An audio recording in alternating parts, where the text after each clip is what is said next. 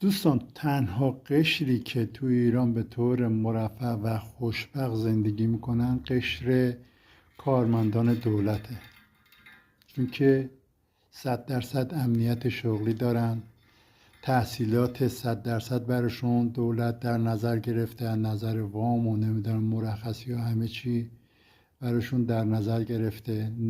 پنجشنبه تعطیلن، جمعه تعطیلن، هوا گرم میشه تعطیل میکنن، هوا سرد میشه تعطیل میکنن، آلوده میشه تعطیل میکنن. تو جنگ هم که 2 هفته با حقوق کامل با تحصیلات رفتن مرخصی تعطیلات.